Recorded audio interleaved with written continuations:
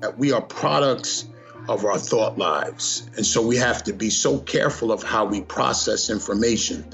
And so, if you allow a thought to come in and you allow that thought to plant in your brain, it germinates and it grows like a seed. So you want to be able to have control and understanding of what happens to you. And so what I mean by be the driver of your car, not the passenger of your car, is the fact that if I would have allowed my alcoholic dad living in poverty and all the dysfunction around me to control my life, it would have taken me down a path that would have been consistent with what was going on around. Your problems and your issues are the one that's in control. You have to take back your keys. That was Michael Arterberry, and you're listening to episode 179 of the Building Psychological Strength podcast, where we uncover the information, tools, and techniques to turn our mind into our most valuable asset. The courage to face fears with persistence.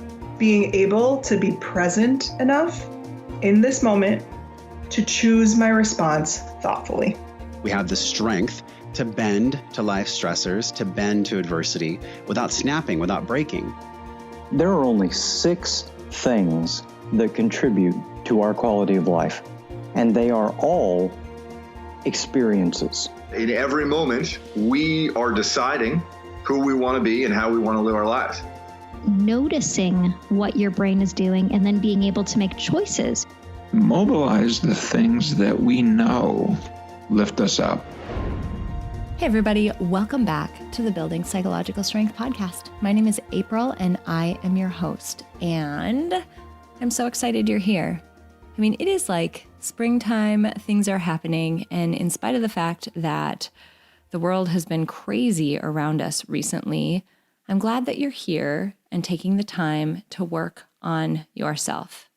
I've been doing a lot of thinking lately about the important role that we all play in our lives. And I don't mean like in our own lives, but I mean as the linchpin that really holds together this interconnected web of our life that includes potentially kids and spouses and other relationships and coworkers and jobs and other volunteer opportunities and so many other things. And really, so many of us operate as the linchpin that holds all of that together. You're likely juggling a lot. And something I read recently really stuck out to me in this vein, and that was that you are your greatest asset. You are the asset. You're the asset that allows all of this to keep working. And in order for you to be that asset and to show up as that asset, you need to protect the asset. And that means taking care of it. That means making sure, principally, that you are okay as a person, that you're getting what you need to show up as your best self every day. You are the asset that holds all of this together. And I say that because I want you to take it seriously, and I want you to really take into account and think about the critical role that you play in your life and the lives of so many people around you. Give yourself a little recognition for that.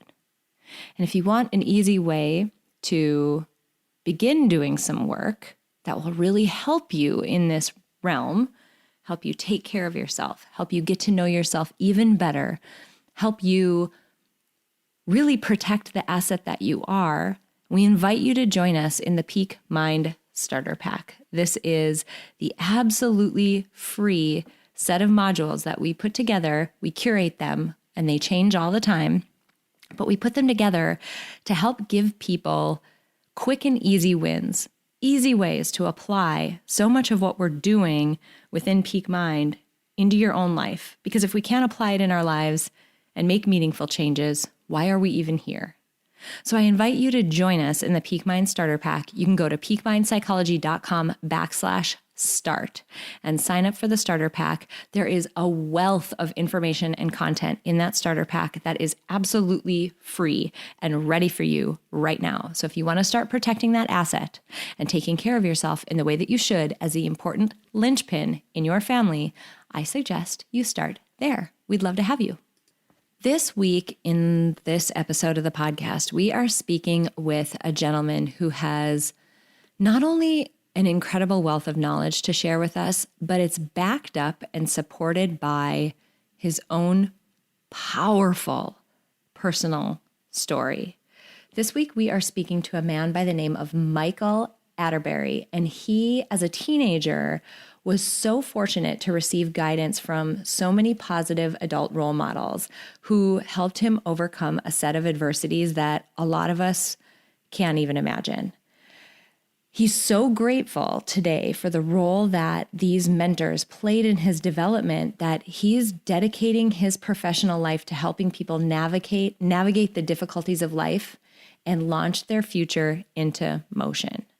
We're so fortunate in this episode because Michael shares very openly about his personal experience growing up in an incredibly difficult situation. A alcoholic father who, his alcoholism came out in, manners of anger and rage, the poverty that he grew up in, the neighborhood that he grew up in, the lack of basic resources that he has had as a child. But I'm curious for you to hear and excited for you to hear the initial way that Michael characterized what his future might look like when he was in that deep, dark place. How he used the power of his mind to point himself in the right direction, to not go down the path that is probably the likely path for folks who are in that position. Instead, he thought about the legacy that he wanted to leave behind, what he wanted to teach his future kids, and that he didn't want his future kids to experience life in the way that he had. And that aspect of tapping into his values and what was critically important to him, meaning the legacy he wanted to leave and the life he wanted to build for his family, was what helped him set the trajectory of his life to become an author, a motivational speaker, a business owner, and entrepreneur, all the things that he talks about in this episode. We get into some incredibly powerful stuff. Like from the moment that this interview starts, Michael's going to tell a story, sort of an anecdote that had me at the edge of my seat. I was so curious about how that story would end and how it would relate to what he was talking about. I can't wait for you to hear that. I'm also really excited for you to hear the discussion that we have around his activity he does with people, this activity called Who Am I? And the implications that has for your ability to reinvent yourself anytime you want to. He also gives an incredible overview of this notion that we should be the driver of our own car. And for many of us, we're not in that driver's seat. Something else is. And he talks about what that something else actually is for a lot of us and how we get our keys back. It's such a powerful and applicable episode because from the get-go, you're going to be cheering for this guy. And from the get-go, you're going to feel how much passion and desire he has to help other people rise up from the adversity that they've faced. So here is a man who is walking the walk, who has been there and further there than most people will ever experience. And he's pulled himself up and reinvented himself into the man that he is today. I am so thrilled for all of you to meet Michael Arterberry. Let's roll that interview.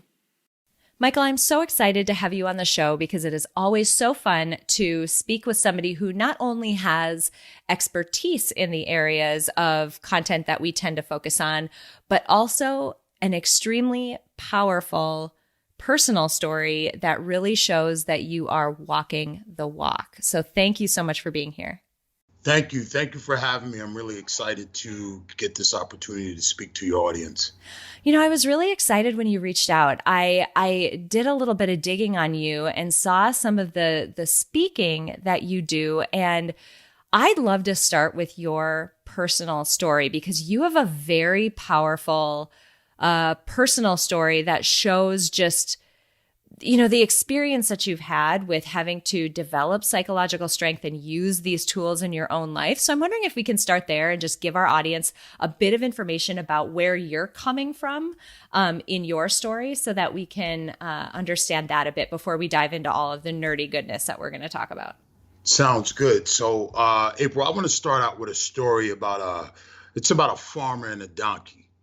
And this donkey is one of his favorite farm animals because once he finishes working with the donkey on the field, he brings the donkey back to his house and he allows the donkey to play with his kids. So he goes out, works on the field, he comes back home in the evening, he brings the donkey back. The kids come running out the house and they play with the donkey, they wash him, they ride him.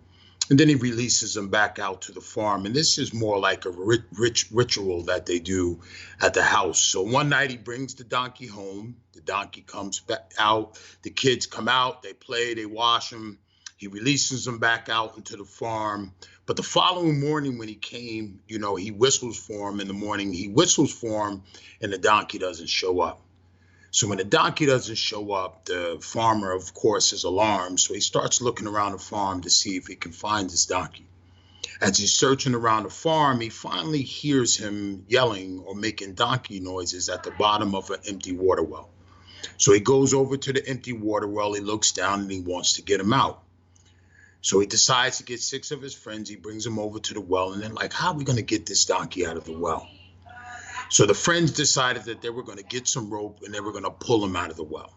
So they all got some rope. They started to lasso the donkey. They miss him. They throw the rope down. They miss him. They throw the rope down. They miss him. Finally, they throw it by his hind legs. He steps into the rope. They shimmy up his body and they start to pull. They pull, the donkey moves. They pull, the donkey moves. They pull, the donkey moves. Then halfway up the well, they realize that the donkey's too heavy. So they lower him back down to the bottom of the well, and now the farmer has to make a grim decision. Now, see, the farmer can't feed him food at the bottom of the well for his family because that wouldn't make any sense. The farmer also is not really comfortable with starving him because, you know, like I said in the beginning, he's more like a pet. One of his hot-headed friends said, hey, let's shoot him. And he's like, no, that's too violent. So one of his more reasonable friends said, listen, you don't want your kids to fall into the well. So what we're going to do is we're going to have to sacrifice your donkey, but we're going to shovel dirt into the well, secure it so your kids don't fall in and everything will be safe. So all of his friends grab shovels and they start shoveling dirt. And every time that dirt would hit the donkey would scream and it would cause the farmer some distress. So you get dirt, scream, and then all of a sudden the scream stopped. Now when the scream stopped, they give the donkey a moment of silence, but then they get back to work. They keep shoveling, they keep shoveling, they keep shoveling. The next thing you know, you see the donkey's right here. They start shoveling cartoon style. The next thing you know, you see half the donkey's body. They keep shoveling, and the next thing you know, that donkey walks right out of the well that he fell into. So every time that dirt came across the wall, it would fall on the donkey's back. He would shake it off, and he would step on it. And he used every scoop of dirt that was meant to kill him to save his life. So the reason why I open with that story is because I want your audience to understand that I was that donkey. And every time I went through things in life, I was able to shake it off and step on it. So what is some of my dirt? I won't go into detail, but I'll give you some things so that you can get an idea of who I am. First and foremost, I lived in a home with a raging alcoholic father. Raging. I have to put raging in front of it. If I said alcoholic, it wouldn't be enough. And he raged from the time I was born until he died when I was 16. So you have to imagine as a teenager growing up in that environment, there wasn't a day that I got up and I went to school and enjoyed my day that I didn't have to peek into the future of the evening being nervous about what I was about to go home to when I got home. Mm-hmm. Second to the alcoholism, I lived in poverty. I had 2 parents, both my parents, both of them worked full time. My dad was a bus driver. My mother was a housekeeper. And his salary went to drinking in the streets. My mother's salary went to raising 4 kids with a housekeeper salary. So you can only imagine, Wow.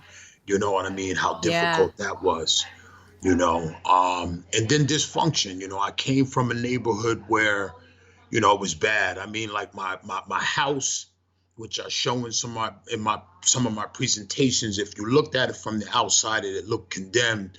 And I had a landlord that didn't really fix things, but also I had a basement where he would allow in the wintertime for the bums that were around my neighborhood to actually like live and come in and out of the bottom of my basement. So, you know, between my living environment, the poor choices the teenagers were making around my way, you know, drugs, alcohol, crime, you know, those are some of the things that I had to navigate to keep pressing forward to try to keep my head above the water. So, you know, that's just a snapshot, but, you know, I could go on probably for hours if you really, if you had it, but that's a little something, April.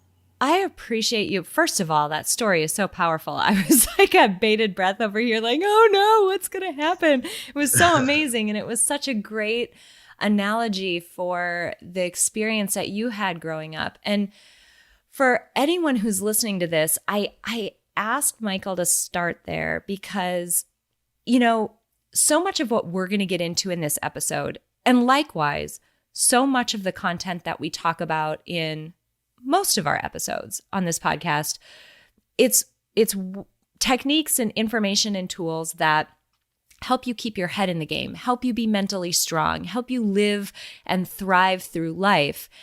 That's easy when life is easy. Like, it is easy to be grateful when life is easy. It's more difficult to thrive, and it's more difficult to use the tools that we're about to talk about when you're facing incredible adversity. And whenever I'm speaking with somebody who has that background, I always like to go there right out of the gate because I want this audience to understand that Michael is a person who's been there, like been more there than most of us will ever be. And so the information that you're going to share with us it's all that more credible because you've used it in some of the most dire of circumstances to come to the place that you are today. So I'm glad that we started there because it's such a testament to your strength as a person and also the importance of what we're about to talk about. So yes. I think the obvious question is, you're an incredibly balanced and successful and amazing person. You've got this speaking career where you deliver this powerful message to so many audiences.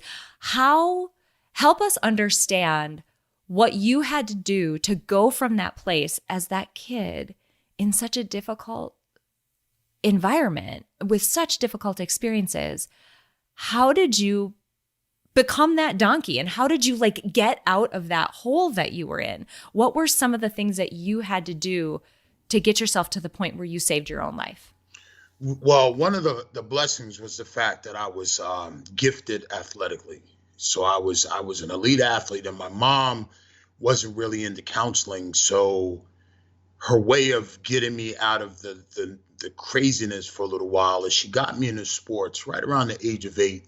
And I started playing basketball, baseball, football, and soccer.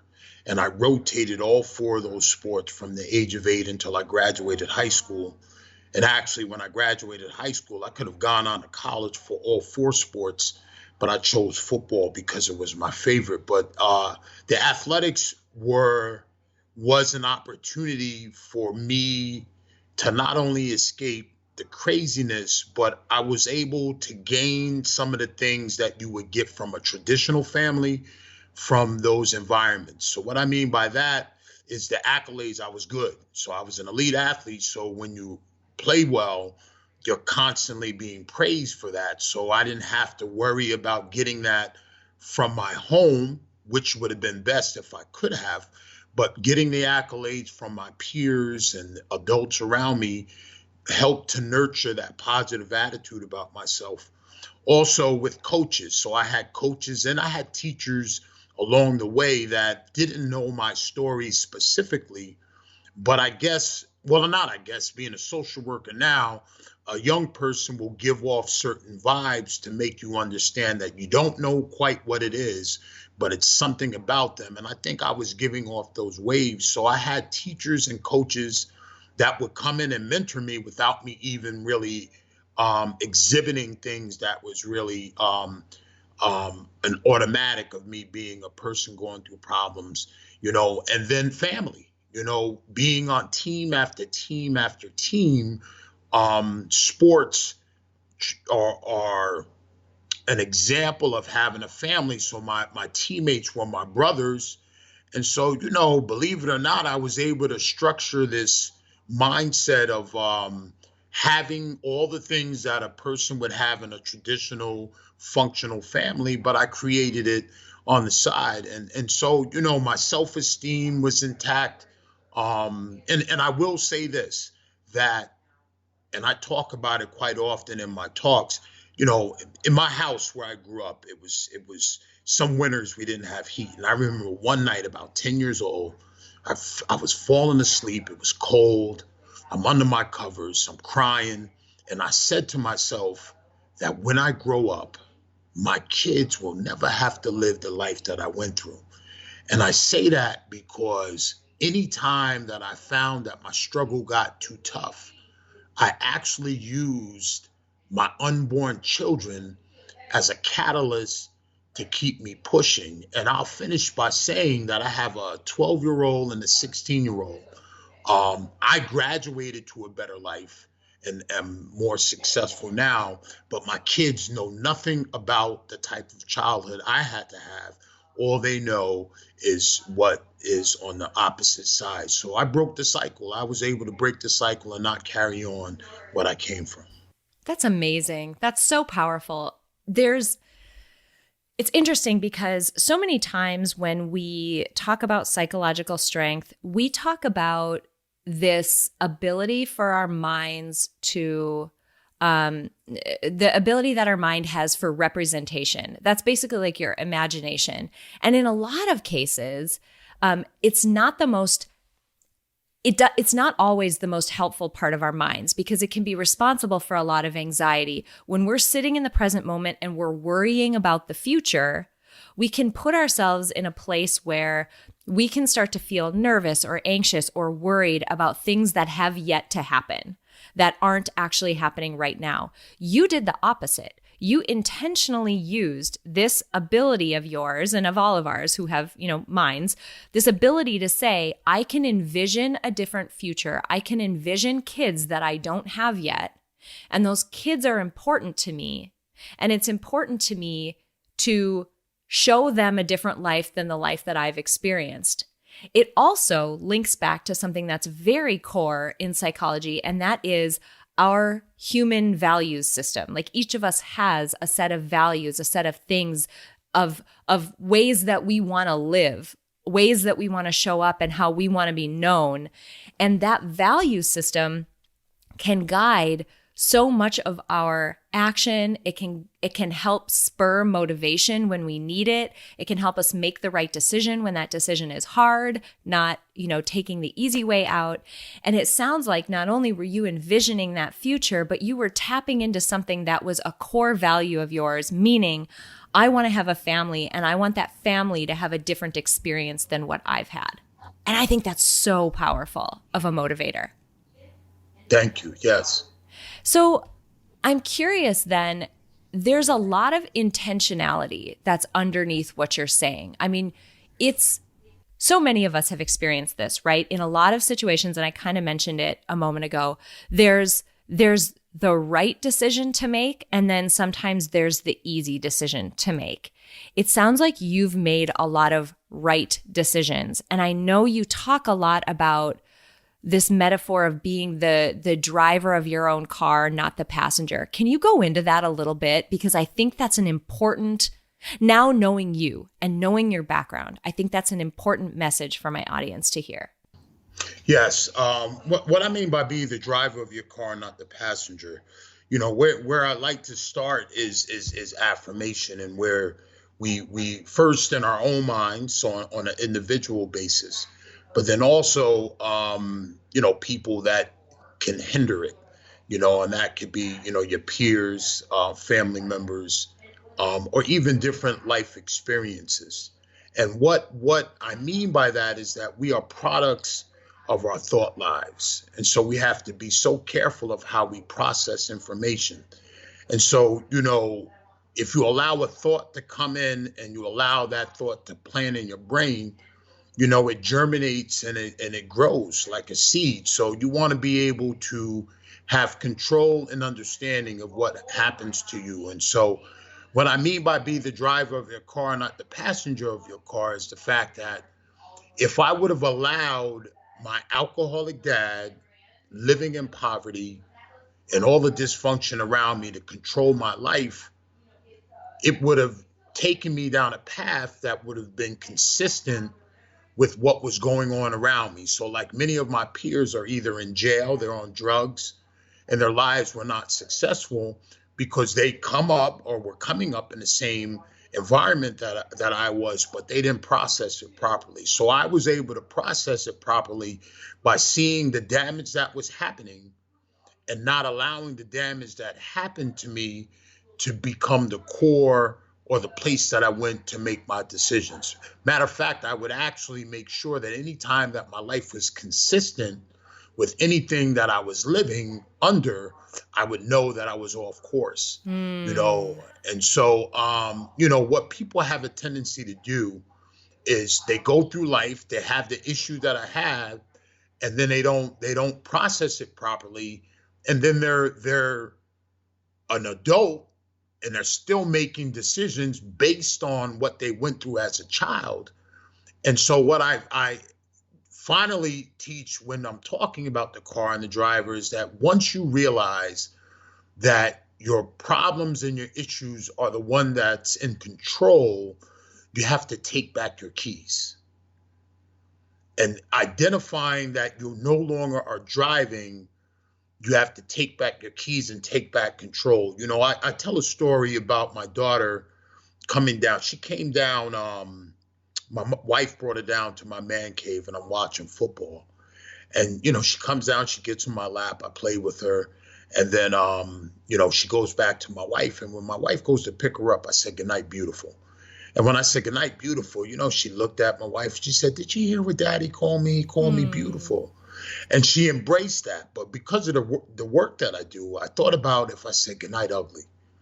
I thought about when she came down, if I started to hit her with rhetoric that was loud, obnoxious, and very negative, and that she went through that year after year, 4, 5, 6. And just say, for instance, I'm in a room with teenagers explaining this, and then I bring it to their age. So they're 14 years old, and I'll say, all right, she's 14 and she's now sitting in a classroom with you. And then I'll say to them, what does she look like? And they'll say she's dark, she's depressed, she has poor relationship with boys. And then I'll ask them, who's driving a car? And they'll say her dad. And I'll say, you know what? She can get married and have a husband. And guess what, guys? I'm still driving a car. She can get married, have a husband and a child. Guess what, guys? I'm still driving a car. And I explain to them that until she takes back her keys, as her father, I have control of her life. So that whole concept is the fact that you want to take control of your life and not allow the issues of what you've been through, what you're going through, become the catalyst to the way you make decisions.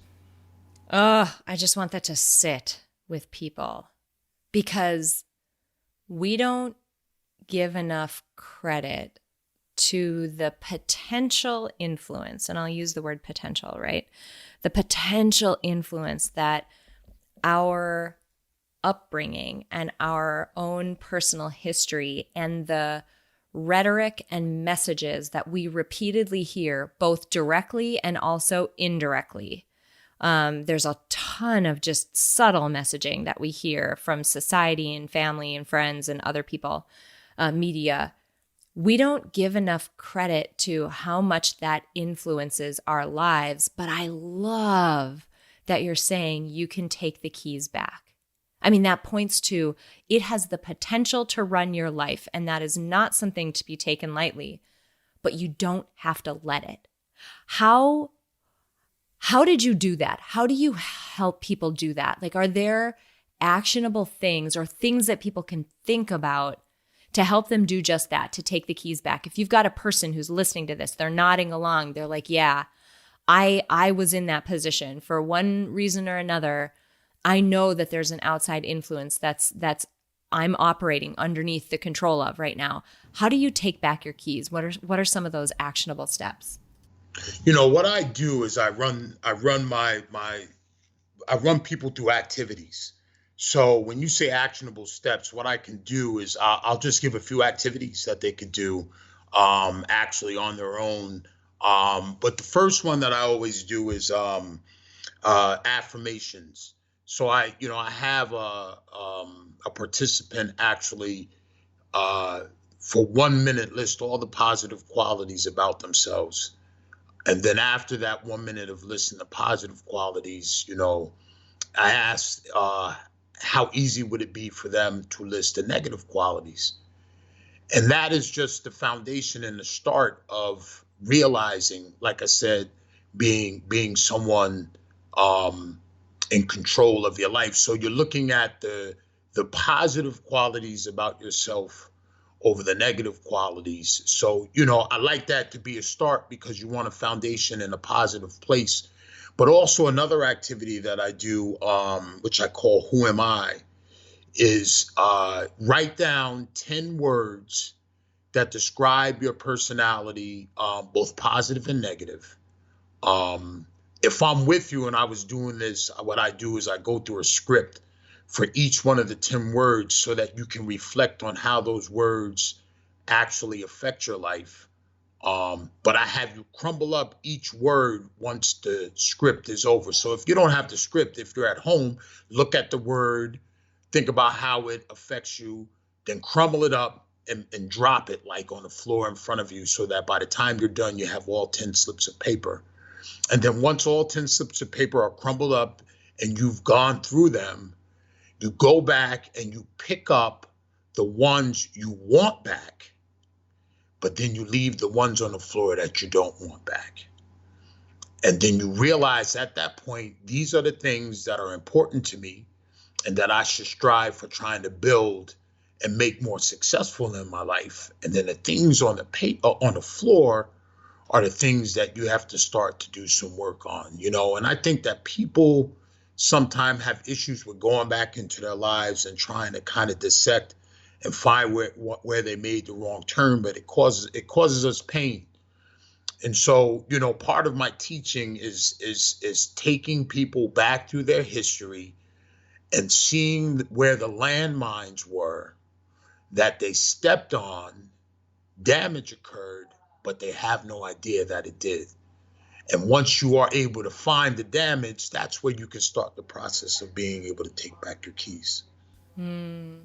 That's powerful. It's really powerful. And what I want to highlight for folks is sometimes that notion of what you're suggesting is almost like a rewriting of your own identity, right? Picking the pieces of it that are helpful and useful to you going forward and casting aside the pieces that aren't.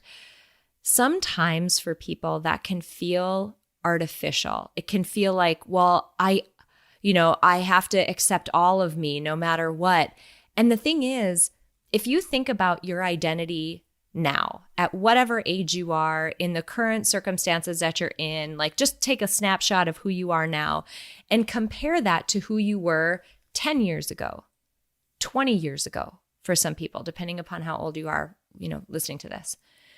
You can see over the course of those large amounts of time, shifts in the way that you show up in the world, shifts in the way that you think about the world, shifts in the core of your identity.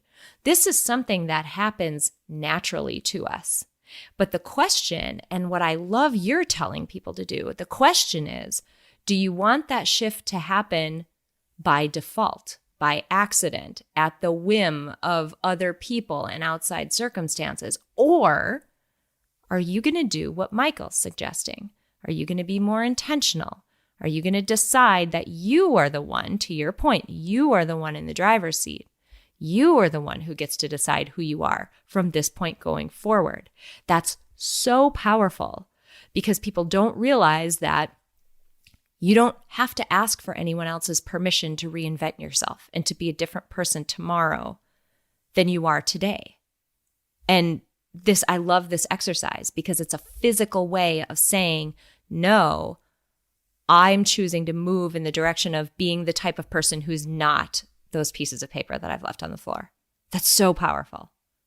Did you do that? Is that something that you did for yourself as you moved out of your own past history of where you grew up, as you grew into this person who's now helping so many other people with this powerful message? Were there pieces of your identity that you had to leave behind? I think what I had to do is not leave it behind. There's no think. I'm very spiritual. All right. I'm very much into my spirituality. So, everything I've gone through, everything I possess, everything that makes me up who I am, I think it's been structured by my manufacturer perfectly. So I'm saying that to you because I don't really think that I had to put anything to the side. I think that going through life, my blessing was the fact that the person that I was that enabled me to survive became the person that I am as an adult. So, I don't have any of the scars. Like if you saw my profile on paper, I should not be doing what I'm doing today. So the only thing, okay, here we go. So I did think of something. I did have my run-in with, not drugs. I didn't get addicted on drugs, but I mean, teenage years, smoking pot and going to parties, drinking beer. But I never got caught up in any of that because again, with the sports, it consumed me, And I always wanted to be the best in everything that I did. And when you are focused on striving and being, I always teach my kids, and I'm a coach as well, that you want to separate yourself from the pack. So anything I do in life, I don't want you to be able to put me in the basket of average. And I think that's always been part of my nature. So, I constantly try to strive to be extraordinary rather than ordinary. That's beautiful. That's absolutely beautiful. And it's a decision, right? Like that's an intentional decision. Deciding that you're going to be distinct and unique, that you're not going to be average, that you're going to be extraordinary. That's a decision that has to be made before you can go and do that. And I love that. I'm curious about, at the beginning of this conversation, we talked about how you used the idea of your future family as a way to guide you in the right direction when you were in a tough situation growing up. Now that you're here, you've got these, kids and this beautiful family. What's the legacy that you want to leave for them? What do you want them to know about you based on the man you've become and the work that you're doing and the impact that you're making? And I ask this for a very specific question, but I'm curious how you would articulate yours. Another one of the tags I use is how do you want to be remembered? And so, let me take you back a little bit. Growing up, I was always a big kid. I'm a big man. And so growing up, I was always bigger than most of my peers. And so I had a decision to make. I could either be a bully or I can be one to protect those being bullied. And I went on the side of being the protector. And I mean, from kindergarten right up until I graduated high school, I made sure that if I saw someone that was weaker, I came to the defense. And so I say that because I did it through, like I said, elementary. I did it through middle school, and then I went to my 25-year high school reunion. And my high school president pulled me to the side and she says, I want to tell you that there's people here tonight just because they emailed and called me and you said you were coming. And when she told me this, I was humbled, and I remember not being anxious to get home to tell my wife about it. But this story gets even better. This same woman I grew up with follows me on Facebook, and on my Facebook page, I put out inspirational messages on a daily basis. And so she's reading the messages. She's taking what went on when we were growing up. And she got a job at a charter school. And so she wanted me to bring my youth development program to the charter school. So I show up for a planning meeting. And, you know, you got the administrators, so it's a little stuffy, the suits, and you got everything very professional-like. And we go around the table and we introduce ourselves.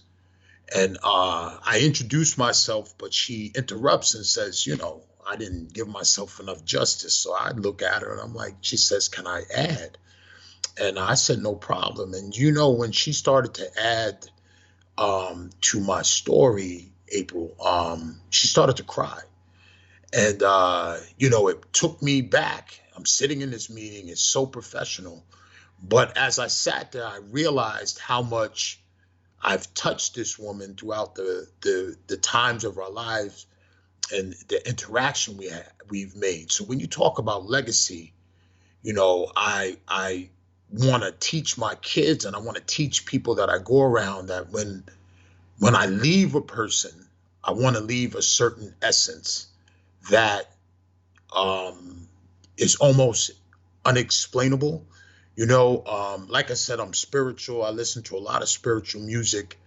And there's a song that I heard, and it said that if you're looking for him, I hope you find him in me. And so, you know, depending on who your higher power is, you know, that song resonates with me because, you know, that's the type of legacy I want. I want our interaction to leave you in a place that when you leave, you say, wow, you know, not wow like me on a personal level, like for an ego thing, but wow, this person was able to touch me in a place that, you know, not most people have been able to do.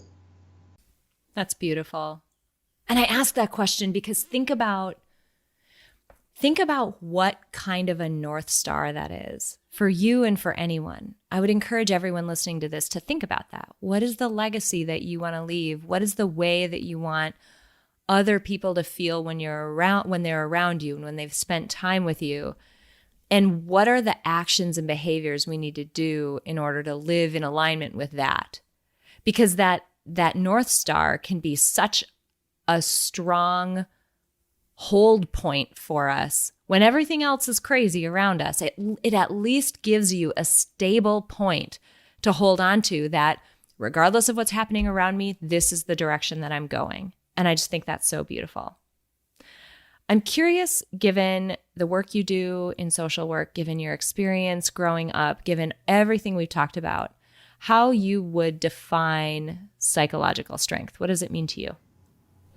You know, for me, it's having a strong sense of self so that you don't have to get your value from anyone else. And I think that was a lesson that I learned, and I've learned it and perfected it as an adult, where I can walk into a room and I never feel like I have to reach or seek or go after validation. And when you get to that point, it doesn't make you a loner, but it puts you in a position where you're at peace. You know, so having a strong psychological is that this is who I am, I love who I am, and I don't need anything from anyone else to make me feel like I'm complete. If everyone could have that sense of self, if everyone could have that identity that is so solid and so, say, self-given, not given by other people, we would be in a completely different world today. I totally agree. I love that definition. This has been so powerful. I appreciate you sharing your background and your own personal story and the way that it's related to the work that you do. If people want to find more about you, if they want to, I know there's talks that you've given that are online. Where can people find more information about you and connect with you? For my motivational speaking, they can go to michaelarterberry.com, and that's where you can get most of my motivational speaking information. I have a nonprofit that I've created for youth, and I created a youth development program, which I call Power of Peace. So they can go to youthvoicescenter.org for that information. During this quarantine, I've developed an online course which I call Shake the Dirt Experience. So you can go to shakethedirtexperience.com for the online course. And then you have my social medias, which, is just my name, Facebook, LinkedIn. And yeah. Oh, and I wrote a book. I'm sorry. I wrote a book. Oh, just that small thing, right? Like, yes, I wrote a book. Tell us about your book. I love it. I'm sorry. I wrote a book. It's called Be Encouraged. And so, what's great for your listeners, I mean, it's a great book anyway, but once you hear me speak and you hear my story, once you read a page, it kind of starts to, really speak to you because you have a personal connection to me. So I have a book that I wrote called Be Encouraged, but my wife also wrote a book about my life story called God Was Holding My Hand. So you can get both of those books at Amazon. And I think that's it. Amazing. I'll make sure that we have all of those resources and books and everything linked up in your show notes page. So if you're listening to this and you're interested in any of that, on whatever platform you're on, you should be able to scroll down into the show notes and description of this episode and get links directly to all of that. Michael, this has been amazing. It's been so powerful. It has been a great reminder to me of the importance of keeping in mind what's actually important in life and what I actually value and how I actually want to show up. So much love and so much appreciation for you being here and being so open about your own story. Thank you so much. Thank you. Thank you for having me. It's a simple fact that nearly everyone in the world could benefit from building psychological strength, but not everyone will put in the time and effort to do so. But today you did. Thank you so much for listening to this episode of Building Psychological Strength. Now, if you're interested in building the mental toughness, confidence, and resilience you need to thrive through life's ups and downs, visit us at www.peakmindpsychology.com. Also, if there's someone in your life who could benefit from this episode, please share it with them. And if you yourself found this episode valuable, meaning if you took away even one insight that you can use to build psychological strength in your own life, we would so appreciate it if you would drop us a rating and a review on iTunes. The thing is, the more ratings and reviews we have, the easier it is to get this powerful and important content out to the people who need to hear it. Remember, your mind can be your most valuable asset or your biggest liability, and you get to choose. So choose wisely, my friend. And I'll see you next time on Building Psychological Strength.